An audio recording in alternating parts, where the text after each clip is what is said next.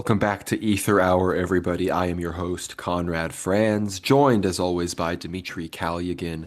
This is episode 4 of our wacky, spooky, esoteric show where we talk about, anything in the Orthodox spiritual realm or history or whatever it is that interests us that we think is a good supplement to the weekly World War III coverage that we give you on World War Now.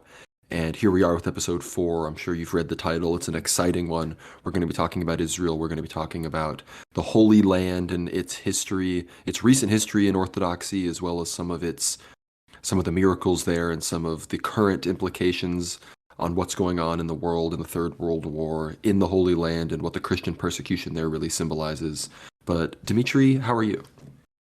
I'm doing very well, Conrad, and glad to be here on such an interesting subject matter, on an entire stream and recording on the Palestinian lands, Jerusalem, its history, as well as how, I guess, over the last 2,000 years, how events have led up to the current reality where Christians are facing almost a renewed wave of persecution from the Israeli authorities. I think we'll discuss most of these matters and kind of touch upon all of these sensitive, perhaps interesting subjects, and I hope our listeners enjoy.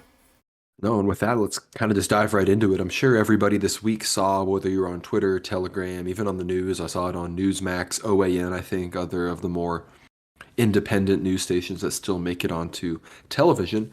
The Israeli state, two very high-ranking, well-respected members of the more ultra-Zionist, ultra-Orthodox wing of the Knesset, which is the Israeli legislature, put forward a bill that would ultimately completely ban Christian proselytism in the Holy Land, including digital. So all videos about Christianity and Jesus and the resurrection would be banned.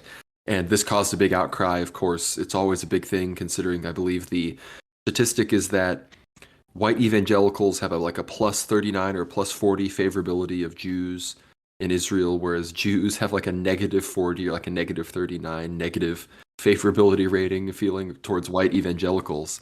And this disconnect always kind of comes to the fore when this issue of proselytism and Christianity in Israel comes up, because whether it's the secular Jews or the Orthodox Jews, both of them aren't really too keen exactly on Christian proselytism. Some of the secular Zionists may kind of put on more of an air of outrage at this kind of thing because they don't want to alienate Christians and kind of spill the beans on the fact that they're not the most liberal of states, despite their claim as the only democracy in the Middle East.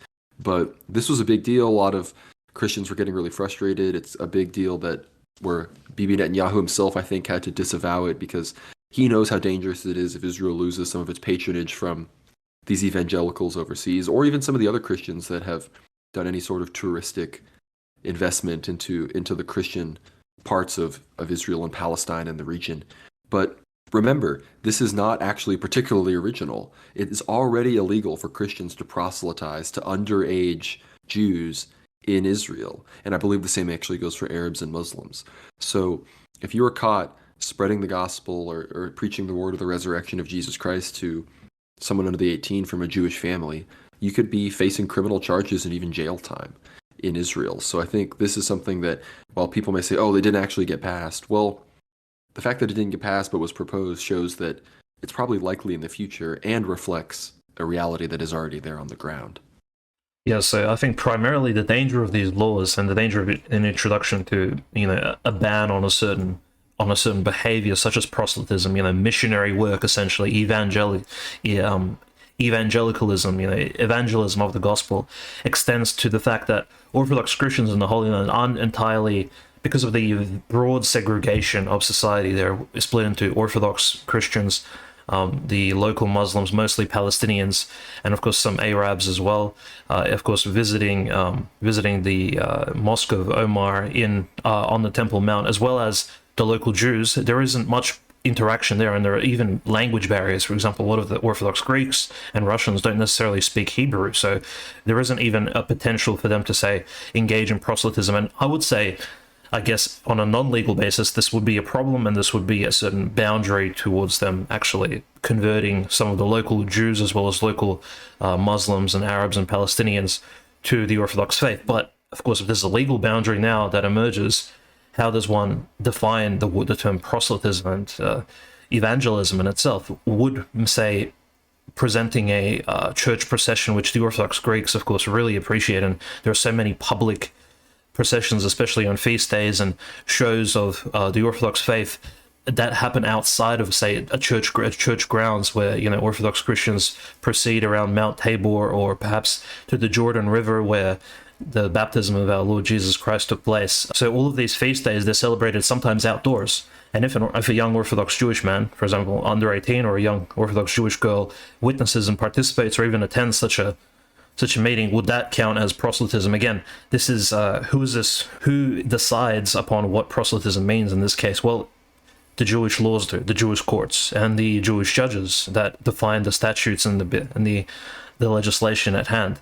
So essentially, Israeli common law is going to be incredibly important in that all these various cases and perhaps future prosecutions of Christians proselytizing and evangelizing non-Christian Jews would heavily impact the future of Orthodoxy in the Holy Land. And we know from tradition, I think, going back in history and some of the words of the Holy Fathers, that Israel will be the ultimate land of martyrdom in the end times, because this is the place where the Antichrist will reign at the end of days.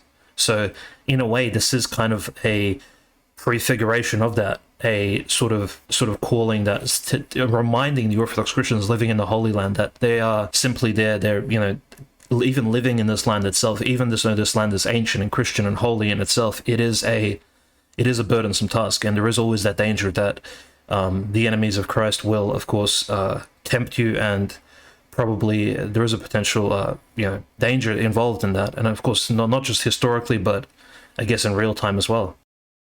The Holy Land itself has always been a sort of this very important thing, I guess, in the Christian imagination around the world. Much like before there was Constantinople in the mind of the Orthodox person, there was Jerusalem. Hey everybody, Conrad here. If you enjoyed that, please be sure to subscribe to the paid here on Substack to catch the full episode. Again, we get into stuff that we can't say even on the public on Substack or on YouTube, and it really helps us out when you support us. It's some great content. We've gotten nothing but great feedback. And of course, when you pay, you get access to all the other episodes, the 3 before this. So yeah, be sure to sign up and gain access to this great content. Thank you so much, and God bless.